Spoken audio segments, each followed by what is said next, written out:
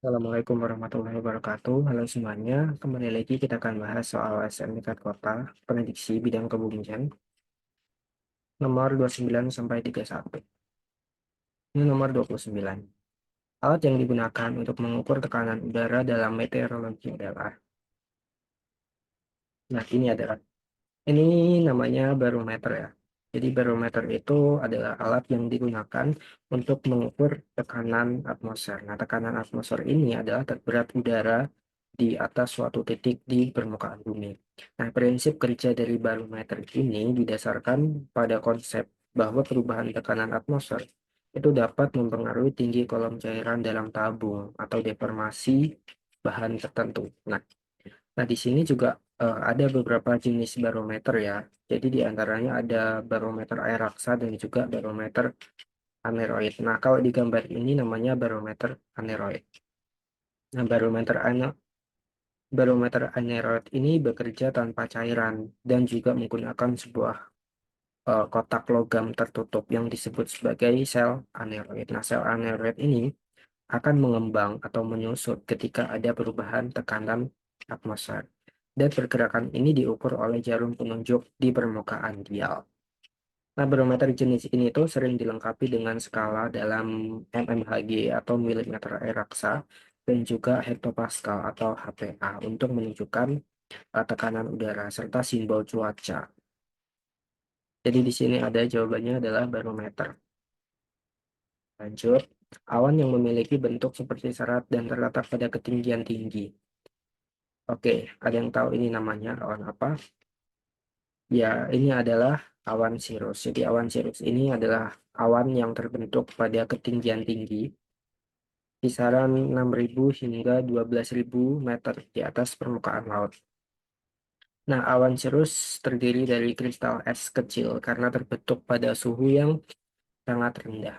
Nah, sirus itu biasanya tampak seperti helai-helai tipis dan halus yang tersebar di langit seperti pada gambar, dan juga seringkali membentuk pola-pola seperti sapuan kuas atau juga serat halus. Nah, bentuk dan teksturnya yang ringan dan transparan itu membuat awan ini itu tampak putih cemerlang, teman-teman. Nah, terutama saat diterpa sinar matahari.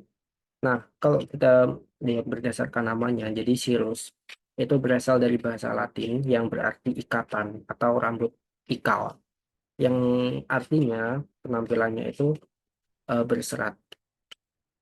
Nah, awan cirrus ini umumnya menunjukkan adanya perubahan cuaca di masa depan.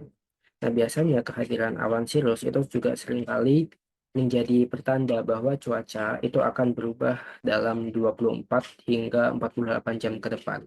Misalnya menjadi lebih berawan atau turun hujan. Kayak gitu. Hingga di sini jawabannya adalah cirrus. Tapi awan cirrus ini nggak menghasilkan hujan ya. Jadi walaupun dia bisa menjadi penanda akan berubah cuaca, tapi hujannya itu bukan berasal dari awan cirrus. Oke, lanjut. Awan nimbus 100 cenderung menghasilkan. Nah, jadi teman-teman, hujan itu dihasilkan oleh dua awan utama ya, utama. Ada cumulonimbus dan juga ada nimbus 100. Keduanya menghasilkan hujan, tapi hujan yang dihasilkan memiliki karakteristik yang berbeda. Kalau cumulonimbus, hujannya itu deras, disertai dengan petir, kilat. Sedangkan kalau nimbus 100, hujannya itu hujan sedang yang merata dan biasanya hujannya itu awet. Jadi dalam waktu yang lama. Ya, sekarang kita akan bahas awan nimbus 100.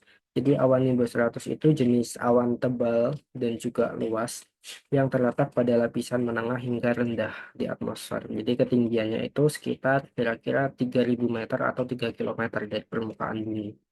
Nah, awan ini itu terkenal dengan penampilannya yang abu-abu gelap atau ya abu-abu gelap dan merata dan menutupi langit secara luas sehingga membuatnya tampak suram. Jadi kelihatannya tuh kayak maghrib gitu loh. Jadi kayak ngeri biasanya kalau langitnya mendung gelap.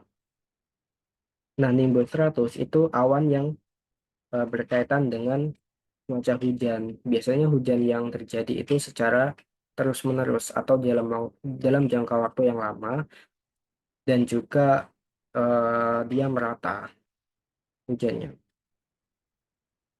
Nah, nggak seperti cumulonimbus, jadi si awan nimbus stratus ini cenderung tidak menghasilkan badai petir, tetapi lebih menghasilkan hujan yang stabil, sedang, dan juga berkepanjangan. Nah, itu bedanya dengan cumulonimbus.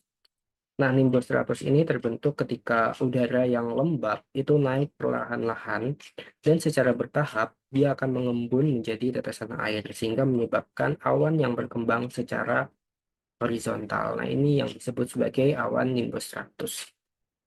Nah, jadi di sini jawabannya hujan sedang yang merata. Hujan deras dengan petir ini awan cumulonimbus.